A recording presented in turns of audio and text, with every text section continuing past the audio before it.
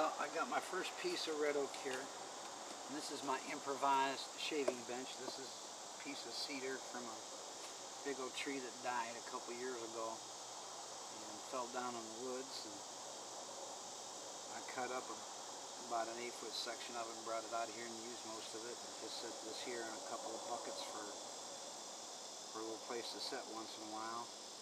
But I thought maybe I'd just get my clamp out and see if we can't make it into a little bit of an improvised shaving bench. But this piece of red oak I've chosen for making a bedside lamp. It's kind of dark next to my bed when I'm laying there trying to read my Bible and stuff. And I'll tell you, red oak is a beautiful, beautiful creation that the Lord did. It's just awesome. It's got a smell all its own, and the beauty of the grain is just, I just love it. But what I'm doing now, just shaving off some of the bark. And like I said, this has been sitting down there for a little bit better than a half a year. So it's not green anymore.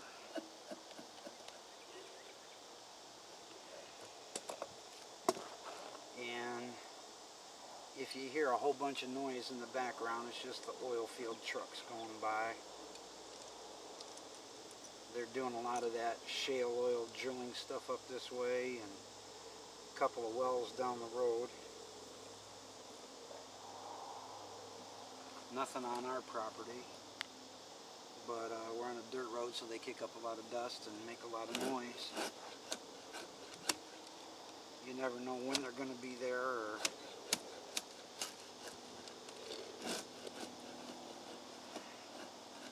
what they're going to bring up.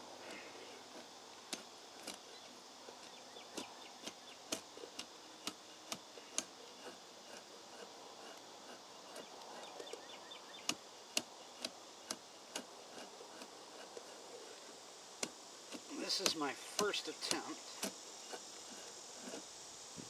at making a lamp. I think it ought to turn out pretty good. I've got some ideas in my mind for a design. Kind of want to do like 3 rings around the bottom, 3 rings around the center, and 3 rings around the top, and then if I can, carve like pillars up to them, like the pillar would be sitting on the bottom ring and holding up the second ring, and then the second, to the third, and then in between them carve it back down to the heartwood. That way it gives me a wide enough base where it's not going to tip over all on its own, but yet it'll have some shape to it. I'm hoping it turns out good.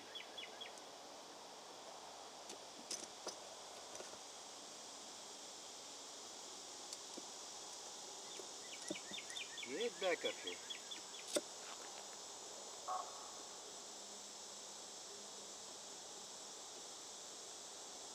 This is where having a real shaving horse would come in handy, because a lot quicker.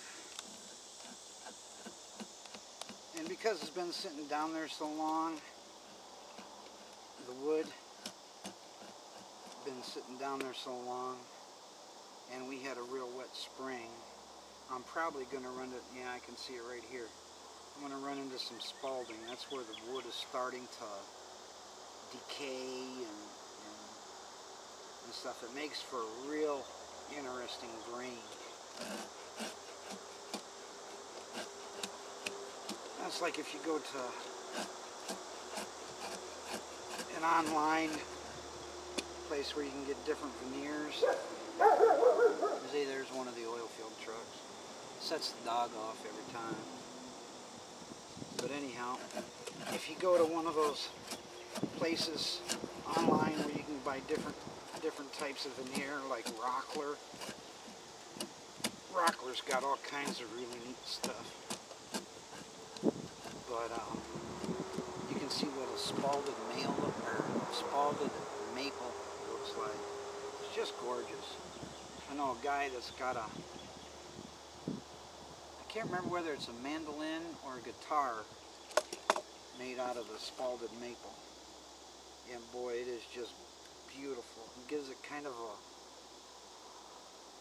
a cross between curly maple and regular maple. Sometimes they'll call the curly maple tiger maple too. But just beautiful, just absolutely gorgeous.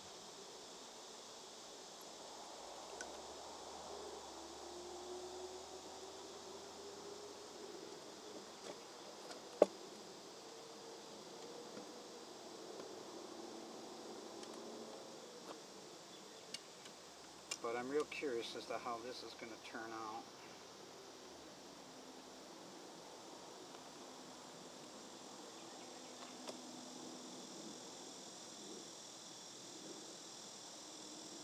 Because see, with my length, I'm going to have to cut it down. I mean, that's going to be obvious. Because once you get this height, and then you put the height of your lamp socket on it, I mean, you're talking 22-inch lamp.